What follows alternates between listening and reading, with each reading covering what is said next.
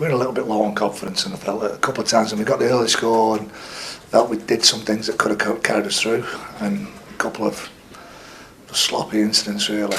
Well, other than the couple of tries that they scored early on, like, it was pretty strong performance in the first half. I think right at the death again, just going in the corner, and Tyra can kick a goal from anywhere. So like I say, they keep dotting down the corners, those two, that and it knocks them over. Keeps it nice and tight. But we wanted to win today, and we came here with a little bit of a hard edge about us. We wanted to fight through the middle, and we knew that it was going to be a challenge, and it was all the things that we expected. Looking at the second half, they came out really well in the start of the second half. We're getting the ball away well in the ruck. Were you pleased with the way that you weathered that storm? I think they scored one, but after that you stopped them from there, and you actually then took control. We're a determined group of people, and then like I say, what we're like at the moment is just a little bit of, like I say, there's 4 or 5 instances there when we give them repeat sets with the ball just being on the ground and just a fingertip and a touch and a knock on. It's a little bit of, they were riding those kind of things. We just weren't getting a little bit of a bounce of the ball, and not, I won't say it's luck, but those little things when you're a little bit edgy because you're anxious. Start of the year we were getting in those tackles and shutting them down, or ball was coming out and we were getting on top of it. That's those margins that was fighting to get back. And like I say, I was really pleased with some of our energy, and like I say, we've got some good players in that side. I say they're hard to handle, and that one big push when there's no anxiety and everybody expects you in the underdog, and you can go out there and you can just relax with it. It makes a difference. And I thought today they were determined. I thought 2 or 3 of their players were really. I thought Adam Tangatai was really good. He was a real threat. Fairbank was a threat. Morel's a good player. Like I say, he's been in a lot of good systems and been around the game a long time, and just made it tough for us.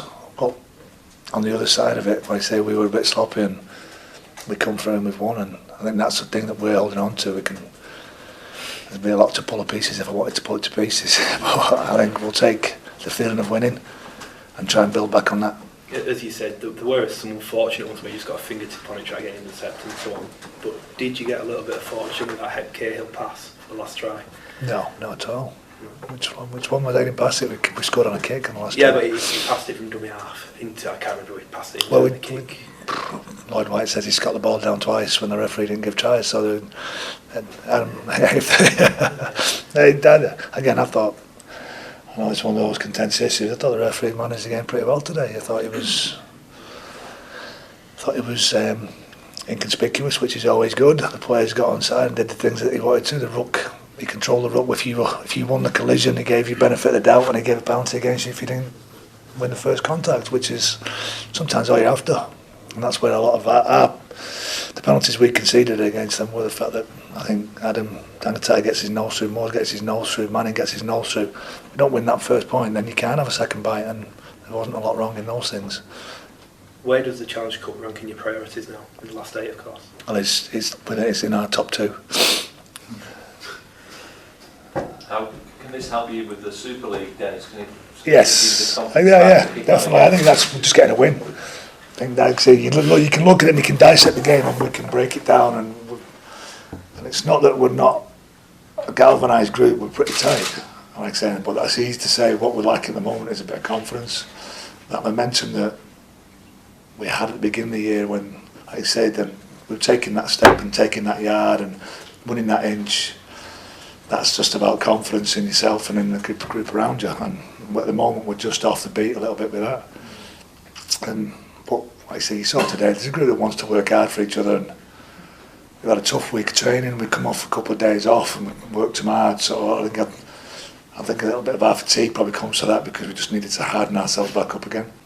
I'm happy and then relieved at the same time because it was a very tough encounter, and to come in here again and do a good job and fight like we did, and against the Halifax side that played pretty well today.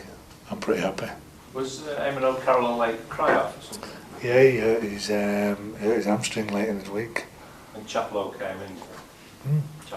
Jay was great, wasn't he? And JJ was the same as well. Like I say, there was a couple of things knocking about, and Jordan came in to the mix as well. Like I say, I've got two lads in that group, the under-19s. And like I say, Ed Chamberlain on the wings, only played a couple of minutes for this year, and Jay comes off the bench and scores a try that really pushes it away, and plays really well in that stint towards the end when it was tight. Like I say, I thought he handled that pressure really well, but I didn't have that fearlessness of youth and not really caring what goes on, just get me on the field and let me play kind of mentality. He was really good. Jordan's alright as well. He just took looks like he's got a big spot on the top of his head where he's took a stud or tackling with his head. I'm gonna sign a play in the next couple of weeks, hopefully. When things are in place at the moment, like I say, with the reasons behind Paddy Flynn going out on loan, and like I say, we've lost Alex Gerrard for the rest of the year. Like losing Danny Tick at the start of the year and not playing a big part of this for the first 6 months of the year has softened us up around there. But I'm very hopeful that in the next week or so we'll have an announcement to make on the signing.